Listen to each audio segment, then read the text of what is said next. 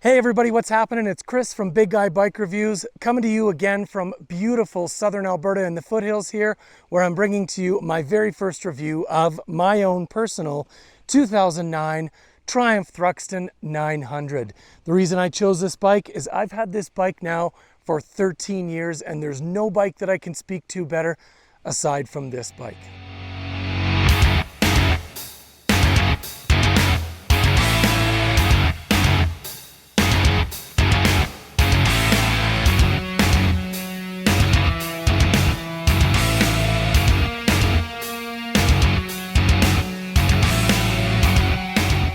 So I originally walked into the showroom back in 2008, late 2008 is when I purchased this. And immediately the first thing I saw when I walked up onto the Triumph section was the 2008 Triumph Thruxton 900, which was the carbureted version back then. And it was the silver with the red stripe. And immediately I fell in love. I thought to myself, I gotta have this bike. And through whatever power, I was fortunately able to purchase this bike and I have loved it ever since. Now, the intent of this video is to kind of give you an idea what it feels like to be on this bike as a bigger rider. And I've had, like I said, I've put a lot of miles on this bike, a lot of riding experience on this bike. I know this bike inside and out. I know every position there is available to sit on this bike. I know what's comfortable. I know what's not. I've ridden up to 1,100 kilometers in one day from Vancouver to Calgary with obviously some breaks in there. So I got a pretty good idea what this bike feels like over long periods of time as well. So I just want to start out by kind of chatting about some of the things that I love about this bike. Now, first of all, one thing I will mention is, yes, it is a kind of a small bike for someone that of my stature. As I mentioned before, I'm 6'5", so I get a little bit cramped up on bikes like this. But if I throw a leg over, you can kind of see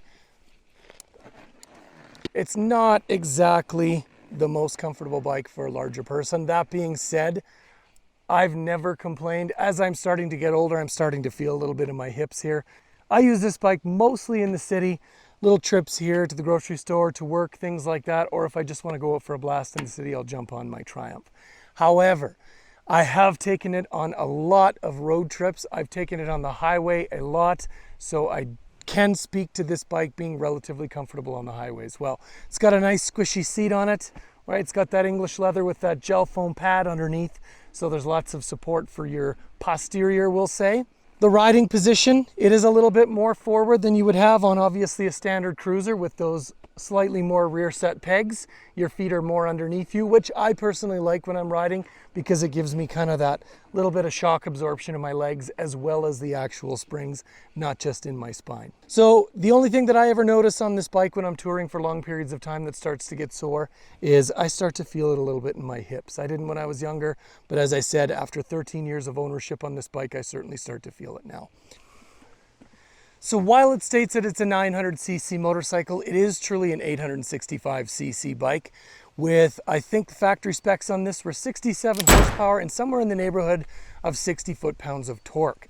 Now, as far as performance, I'm not going to get into a lot of the details on the performance of this bike, but I can tell you I have never been struggling or looking for power on this. It's got great acceleration.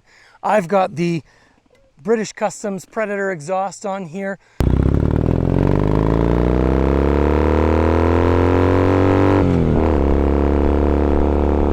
which has a nice throaty growl to it. I took the factory exhaust off shortly after I bought the bike because I just found it to be a little bit too quiet. It'd be nice, I don't know about the new 1200Rs if they've got a throatier exhaust, but it would be nice if the 900s had a little bit more oomph behind their exhaust, just so people kind of could hear the bike a little bit more. It kind of sounded a little bit like a sewing machine when I first got it, so I pretty quickly got rid of that.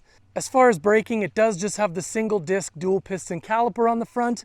I would like to see on the 900s the dual disc like they do have on the 1200Rs, but I've never struggled for stopping on this. I do find that it locks up a little bit in an emergency stop situation.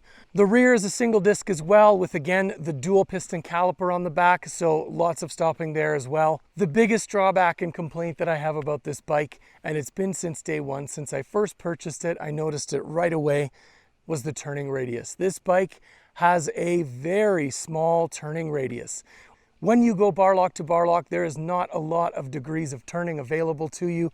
So if you are a brand new rider, slow speed maneuvering in this bike is going to be difficult.